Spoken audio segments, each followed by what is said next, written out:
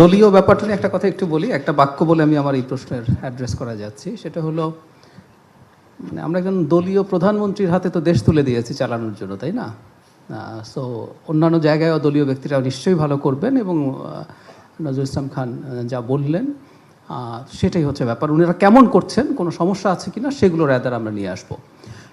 জুলাই সনদ নিয়ে বিরোধী দল কথা বলছেন, কথা তারা বলবেন, এবং বিরোধী দলের কাজই হচ্ছে তারা সরকারের সাথে যেসব জায়গায় কনফ্লিক্টিং পয়েন্টস আছে সেগুলো নিয়ে কথা বলবেন। কিন্তু আমরা খেয়াল করব, জুলাই সনদ নিয়ে আদিতেই একটা ডিবেট ছিল, এবং বিএনপি তখনও নির্বাচন হয়নি, নির্বাচনের আগে তার অবস্থান স্পষ্ট করেছে সব সময়। মানে এই যে জুলাই সনদ বাস্তবায়ন বা জুলাই সনদ বলতে আমরা কি বুঝবো, এ নিয়ে একটা অস্পষ্টতা আছে, তাই না? বিএনপি রিপিটেডলি বলেছে, সংসদ ভবনের প্লাজায় যেদিন স্বাক্ষরিত হয়েছে তারিখটা সম্ভবত 17 বা 18 অক্টোবর তারিখ বলে বিএনপি বলে যে ওই তারিখে স্বাক্ষরিত জুলাই সনদ বিএনপি বাস্তবায়ন করবে। ওই একই জায়গায় বিএনপি আছে, সেটার জন্য যা যা করা প্রয়োজন সব কিছু করছে।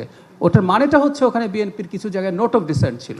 ওই সময়গুলোতে আমরা প্রচুর মিডিয়াতে কথা বলেছি, বিএনপির নোট অফ ডিসেন্ট নিয়ে অনেকের আপত্তি ছিল, অনেকের সমালোচনা ছিল, কিন্তু বিএনপি এই কথা কোনোদিন জানাতে কার্পণ্য করেনি যে এগুলো তার নোট অফ ডিসেন্ট।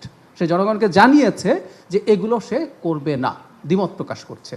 সো ওই নোট অফ ডিসেন্ট বাদ দিয়ে জুলাই সনদে আর যা যা আছে সব কিছু বিএনপি বাস্তবায়ন করবে। এর মধ্যে একটা বড় আলোচনা হচ্ছে সংবিধান সংশোধন নিয়ে। আপনারা জানেন এটার জন্য একটা কমিটি তৈরি করা হয়েছে, ওইটার প্রথম বৈঠক হয়েছে, এবং এটা চলমান থাকবে। আমি রিপিট করছি, স্বাক্ষরিত জুলাই সনদ উইথ নোট অফ ডিসেন্টস। বিএনপির বক্তব্য এটাই ছিল, অন্যান্য দলেরও তো নোট অফ ডিসেন্ট ছিল, তারা যদি ক্ষমতায় আসতেন তারা তাদের নোট অফ ডিসেন্ট বাদ দিয়ে বাকিগুলো সংস্কার করে ফেলতেন।